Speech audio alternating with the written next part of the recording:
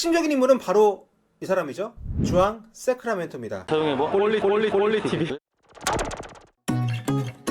토트넘 핫스퍼 모리뉴 감독이 오면서 굉장히 많은 변화가 있습니다. 무엇보다 코칭 스태프들을 싹 갈아버린 것이 토트넘이 굉장히 큰 적극적인 변화라고 볼 수 있고, 토트넘 그 레비 회장이 원하는 것이 올 시즌의 성적이 아니라 좀 더 장기적인 관점에서 이 팀을 좀 개편하려고 하는 걸로 좀 파악을 할 수 있다라는 생각이 드는 그런 이유인데요.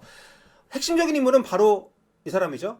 주앙 세크라멘토입니다. 31살에 굉장히 어린 친구예요. 저보다 굉장히 많이 어리니까 어린 친구입니다. 포르투갈 출신이고, 무리뉴 감독이 이 친구랑 한 번도 같이 일한 적이 없는데 이 친구를 수석 코치로 데리고 왔습니다. 경력이 나름 화려하긴 한데 좀 독특합니다. 일단 지금 프랑스 리그 준우승했던 릴에서 수석 코치로 있었던 인물이고요. 그 전에 이제 에이스 모나코에서도 에이스 모나코가 이제 우승을 할 때 좀 기여를 했던 인물입니다. 나이가 굉장히 어리잖아요.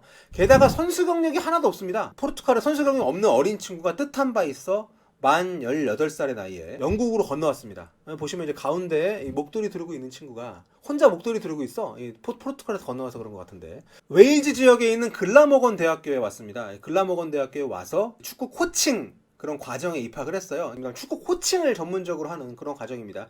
이게 세계적으로도 잘 없어요. 비선수 출신들에게 어떤 축구 지도자가 될 수 있는 기회를 주는 이런 과정들이 별로 없는데, 지금은 그 학교가 이제 합병이 돼가지고 그 사우스 웨일즈 대학교가 됐대요. 근데 이 과정을 제가 먼저 보여드려 볼게요. 학사 과정이죠. 대학교 풋볼 코칭 앤 퍼포먼스, 이 과정을 나왔다 그래요. 그 과정을 하면서 이제 영국 현지에서 나름대로 이제 이 학교가 아무래도 그런 코치를 키워내는 과정이다 보니까 웨일즈 축구협회, 뭐 스완지 시티, 카디프 시티 이런 학교들하고 이제 제휴를 맺은 학교인데, 그 학교에서 이제 수업을 하면서 굉장히 많은 경험을 좀 쌓게 됩니다. 그 당시 이제 교수진까지 현지에서 인터뷰를 한 걸 보면 굉장히 총명한 학생이었다. 뭐 부모님들은 18살에 포르투갈에서 영국으로 유학을 보내기가 굉장히 부담스럽잖아요. 아무리 축구에 미친놈이라고 해도 부모 입장에서는.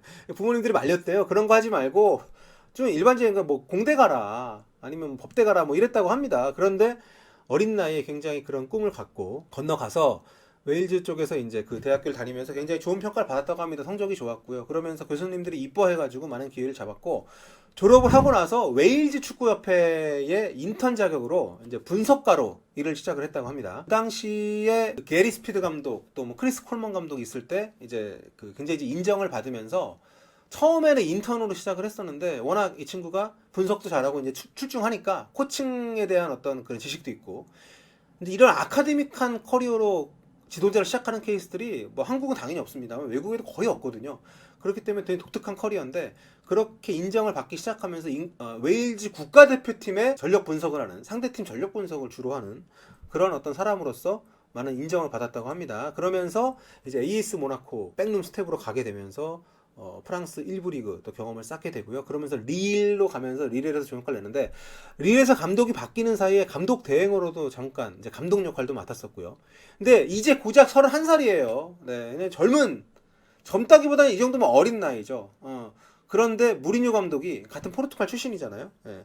그리고 릴의 단장, 근데 곧 토트넘 단장으로 올 예정이라고 하는데, 굉장히 사이가 좋기 때문에 릴 경기를 많이 보러 갔다고 하는데, 거기서 이 세크라멘토한테 꽂힌 거죠. 과거에도 무리뉴 감독이 자기 오른팔로 비선수 출신, 비선출 수석 코치를 선호를 했죠.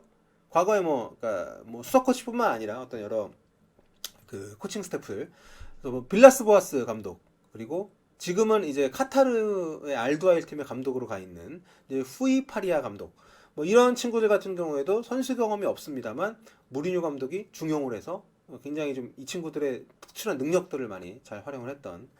근데 그 어떤 세 번째 타자가 바로 지금 소개해드린 세크라멘토 코치가 되는 거죠. 뭐 현지에서도 굉장히 촉망받는 그런 어떤 그 지도자이긴 한데, 그리고 선수 출신이 아닌 사람들이 그동안 성과를 많이 냈기 때문에 비선출에 대한 어떤 그런 경계심도 많이 낮아진 상황이고요. 과연 어떻게 될지. 후이파레 같은 경우에는 뭔가 이렇게 돌쇠 역할도 하면서 무리뉴 감독이랑 정말 17년인가 같이 했잖아요. 그랬었는데 이 세크라멘토는 나이도 어립니다만 워낙 좀 야심만만한 사람으로 알려져 있는데 얼마나 무리뉴 감독이랑 같이 할지 모르겠는데 굉장히 좀 기대가 되는 어떤 그런 코치입니다. 그리고 이제 이 세크라멘토가 온 것이 그 무리뉴 감독의 부임 자체 이상의 토트넘의 어떤 그 변화를 줄 거라 개인적으로 생각하는데요. 그 이유 중에 하나는 바로 전술주기화 이론에 근거한 포르투갈식 코칭이 이제 그 토트넘에 전격적으로 이식이 된다는 거죠. 우리 대표팀 같은 경우에도 지금 벤투 감독 체제에서 많이 이제 그 이식이 됐는데 이 프라도 교수, 포르투 대학교의 프라도 교수가 21세기 초반에 정립을 한 그런 축구 훈련 코칭 이론입니다. 이걸 무리뉴 감독이 첼시 부임하자마자 쓰면서 굉장히 그 세계적으로 유행을 시켰죠. 첼시에 와서 그 이제 전술주기화 이론에 근거한 훈련법을 도입을 하면서 그 훈련법의 어떤 핵심은 뭐냐면 모든 훈련을 공을 가지고 한다는 겁니다. 존 테리가 무리뉴 감독 와서 첫 훈련했을 때 굉장히 충격을 받았다는 얘기를 한 인터뷰에서 한 적이 있습니다. 그 내용이 뭐였냐면 자기들은 처음에 일단 훈련장에 오면 러닝부터 시작을 했다는 거예요. 네, 러닝부터 시작을 했는데 무리뉴 감독 첫 훈련 때 피트니스 코치가 와서 공을 주더랍니다. 네, 공을 가지고 뛰라고. 그래서 존 테리가 우리는 이렇게 한 적이 없다. 일단 뛰고 땀 좀 내고 시작해야 되는 거 아니냐 했더니 그때 무리뉴 감독 밑에 있던 피트니스 코치가 아마 루이 파리아였던 것 같은데 아무튼 이런 얘기를 했다고 하죠. 피아니스트가 피아노 없이 훈련하는 거 봤냐? 피아니스트가 피아노 주위를 뛰는 거 봤냐? 모든 피아니스트들은 피아노를 가지고 연습을 한다. 굉장히 설득력이 있게 들리는 얘기죠. 뭐 피아노하고 축구는 많이 다르긴 합니다만.